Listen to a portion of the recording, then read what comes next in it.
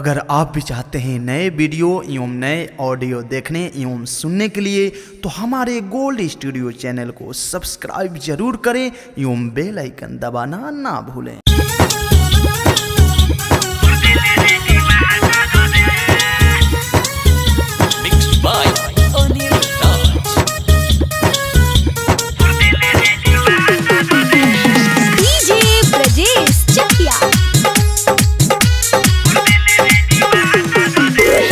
Driver बलम रे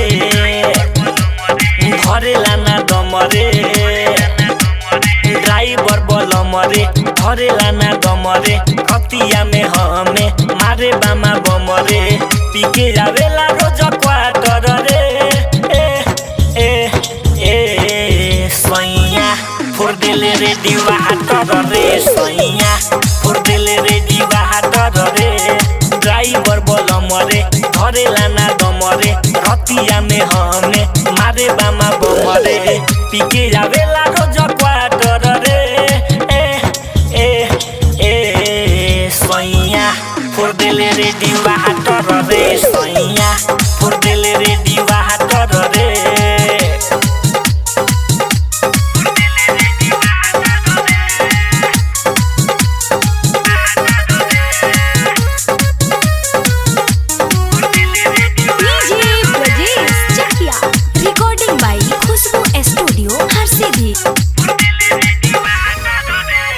करीनी हो तबो नहीं छोड़े, मकई के बाल लेखा हमके भमोरे।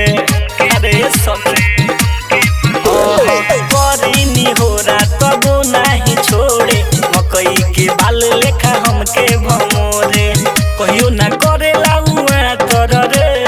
ए ए ए सैया फोड़ देले रे दीवा हाटर रे, सैया फोड़ देले रे दीवा हाटर रे, सैया फोड़ देले रे दीवा हाटर रे।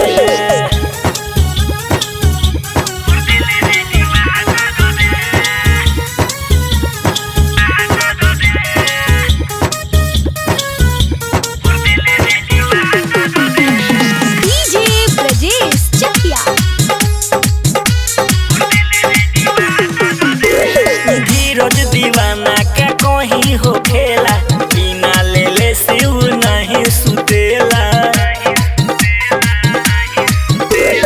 धीरज दीवाना का कहीं हो खेला, बिना लेले अनिल नहीं सुतेला, देखो या लोग भइले पातर रे। ए ए ए सैया फोड़ देले रे दीवा हाटर रे,